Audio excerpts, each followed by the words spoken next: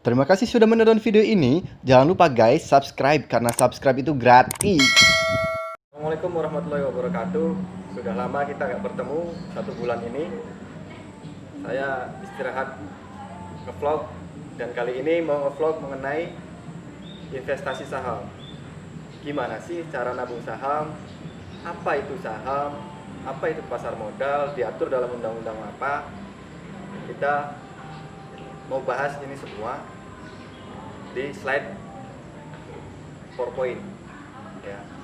Jadi buat kalian yang mau mengikuti investasi pasar modal, kita simak video berikut Guys, ini ya guys. kita langsung saja ya akan menerangkan nabung saham, bahwa saham itu apa gitu ya. Gimana sih caranya nabung saham, investasi saham. Kita simak video ini sampai selesai ya guys ya.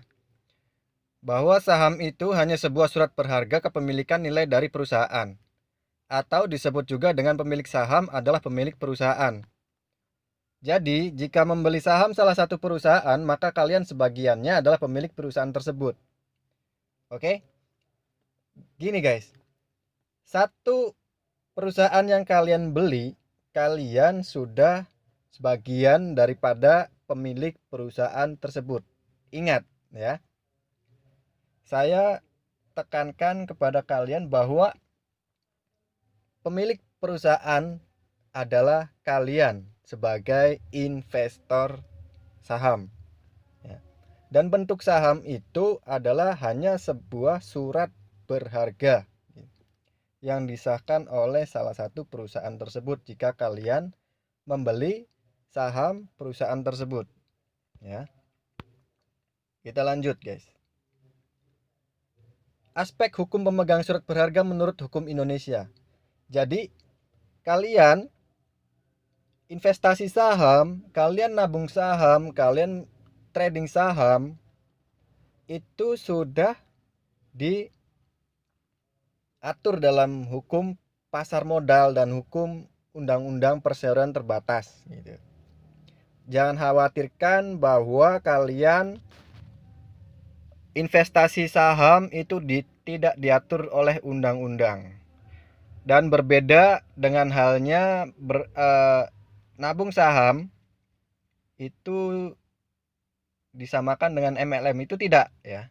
Tidak, sama sekali tidak ada unsur multi level marketing atau kalian memiliki salah satu perusahaan itu kemudian kalian harus ngajak teman 2 orang, ngajak orang 2 orang, enggak, beda. Ini pribadi milik kalian. Jadi kalian jangan takut berinvestasi saham. Oke?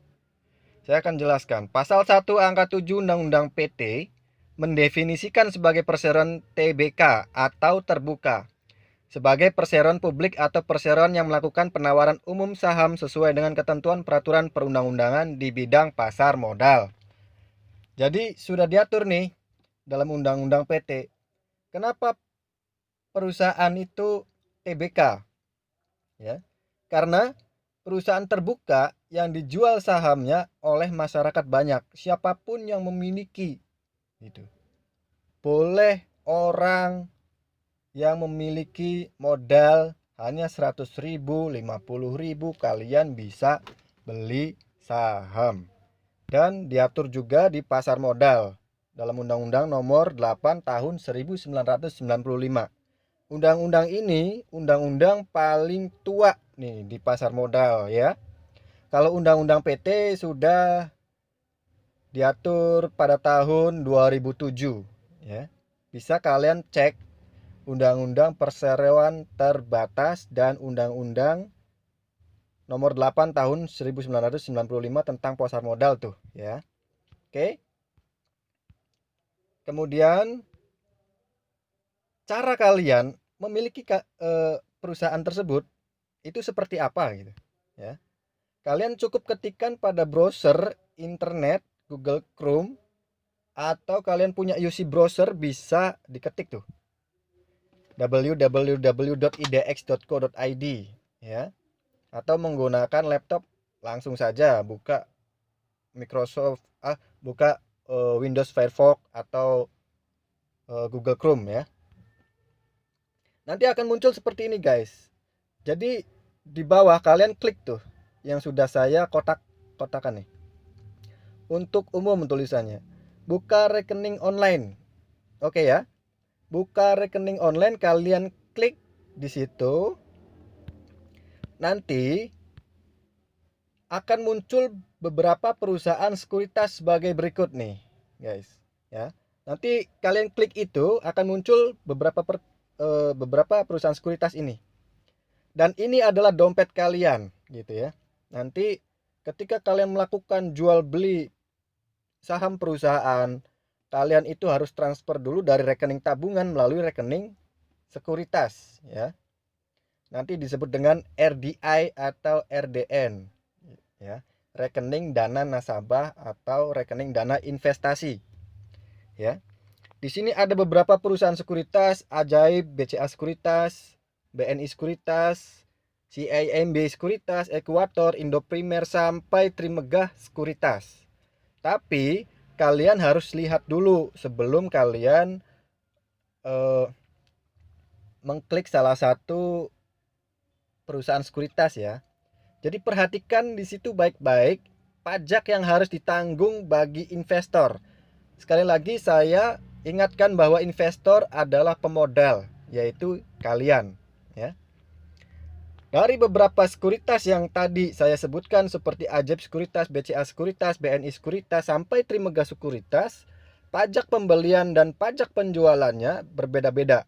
Jadi gini, kalian beli salah satu perusahaan, contoh Unilever ya. Kalian mau memiliki perusahaan Unilever, pajak pembeliannya itu 0,10% jika kalian buka di perusahaan sekuritas Ajaib ya. Nah, nanti ketika kalian butuh uang tersebut dalam jangka waktu 1 bulan, 2 bulan ke depan, atau jangka panjang 1 tahun, 5 tahun, 10 tahun ke depan, kalian dikenakan pajak penjualan 0,10% sepanjang pajak tersebut tidak berubah dan sifatnya tidak fluktuatif ya. Karena harga dolar naik pasti naik juga ya pajaknya, oke? Nah, di sini akan muncul beberapa data register yang harus kalian lengkapi. Karena lengkapi aja tuh yang ada bintang itu penting bagi kalian. Nah, nanti step by step kalian isi sampai 7 step. Ini yang saya contohkan adalah Trimegah Sekuritas ya. Kalian bisa perhatikan perusahaan sekuritas manapun yang cocok buat kalian pokoknya guys. Kemudian siapkan identitas diri kalian seperti fotokopi EKTP, fotokopi NPWP, materai 6000 sesuai yang diminta oleh perusahaan sekuritas. Dan fotokopi kartu keluarga, siapkan saja untuk mencocokkan NIK KK dan NIK KTP. Biasanya perusahaan sekuritas ada yang meminta seperti itu ya. Dan bagi warga negara asing biasanya itu dimintain nomor paspor guys. Oke, kita lanjut. Apa itu perusahaan sekuritas? Yang tadi saya sebutkan bahwa perusahaan sekuritas itu apa gitu kan. Kalian jangan bingungkan, perusahaan sekuritas adalah perusahaan yang bergerak di bidang jual beli efek. Pokoknya perusahaan efek itu adalah perusahaan sekuritas gitu.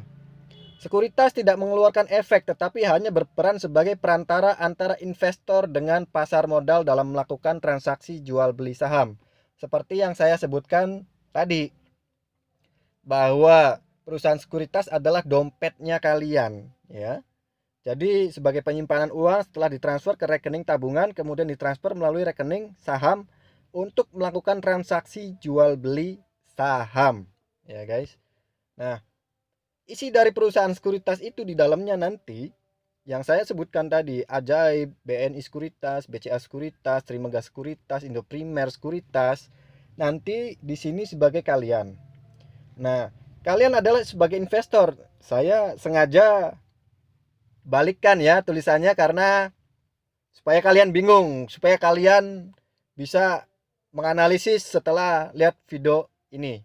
atau kalian putar video ini berkali-kali deh supaya kalian paham ya. Nanti muncul ada harga saham global di situ. Kalian bisa klik Antam itu lagi harga berapa, kalian bisa klik UNTR atau United Tractor itu lagi harga berapa per lembar sahamnya. Kalian bisa memiliki perusahaan-perusahaan ini yang sifatnya TBK atau terbuka sesuai dengan peraturan hukum perseroan terbatas, guys. Itu ya. Oke. Cara menghitung harga saham sesuai IHSG atau indeks harga saham gabungan. Jadi kalian dilihat dulu harga saham gabungan itu sekarang lagi berapa gitu. Kalian coba cek di pertama kalian buka perusahaan sekuritas itu, IHSG akan muncul di harga berapa gitu. Seluruh rata-rata harga saham global. Maksudnya global rata-rata harga saham gabungannya itu misalkan 5.600 gitu ya. Nah, nanti per perusahaan itu beda-beda harga per lembar sahamnya. Ya, oke. Jadi gini, satu lot saham jumlahnya 100 lembar. Oke ya. Nggak bisa diganggu gugat. Hal tersebut tidak bisa diganggu gugat bahwa per lot saham berisi 100 lembar saham, guys. Jadi kalian beli satu perusahaan, kalian harus beli satu lot saham. Oke, contoh. Harga per lembar saham perusahaan Unilever per bulan November 2020 adalah 8.000. Maka kalikan saja tuh 100 lembar untuk beli satu lot perusahaan. Berarti investasi yang akan kamu beli di perusahaan Unilever adalah jumlahnya Rp800.000. Nah, ketika di bulan depan atau minggu depan harga Unilever itu naik menjadi 8.200, 8.500 sampai 9.000, kalian kan investasi untuk nabung nih. Kalian jangan khawatirkan hal itu. Yang penting kalian beli saham tersebut ketika saham tersebut itu untuk tabungan jangka waktu yang lama, guys. Simpelnya gitu. Jadi awal-awal ketika kalian mau beli saham itu dilihat dari harga saham naik dan juga turun, karena perbedaan setiap perusahaan harganya bervarian di situ ya. Mulai dari Rp78 sampai 4.200, seperti GGRM itu 4.200-an kurang lebih. Kalian kalau dikalikan 100, investasi kalian per bulan harus 4.200-an, guys. Lihat saja nanti ketika kalian sudah daftar di perusahaan sekuritas ya. Jadi seluruh perusahaan secara global itu rata-rata naik nih, misalkan lagi hijau semua, artinya kalian itu untung ya. Ketika kalian beli di saham perusahaan yang harganya lagi merah nih, besok untung misalnya 0,34% atau 0,10%, itu kalian untung. Tapi kalian kan, saya sarankan untuk investasi. Jadi ketika harga bulan depan itu hijau, tetap kalian harus beli saham tersebut gitu. Yang tadi saya contohkan ya. Unilever misalnya harga 8.000 di bulan ini tanggal ini, kalian beli karena dia merah nih ya, oke. Nanti bulan depan harga Unilever itu 8.500. Kalian juga harus beli dan wajib beli karena kalian investasi, kalian nabung. Kenapa kalian nabung? Kalian harus beli perusahaan tersebut gitu. Nah, nanti setiap bulan itu naik, income kamu juga akan naik. Gak mungkin dong per tahun UMK di kota kalian atau di perusahaan kalian itu nggak naik, guys. Jadi untuk beli saham jangan khawatir, kalian tidak akan untung gitu ya. Nah, sekian dulu ya dari saya, semoga dipraktekkan untuk lebih lanjut supaya kalian paham mengenai pasar modal dan cara belinya. Nanti saya akan jelaskan slide per slide setelah video ini guys.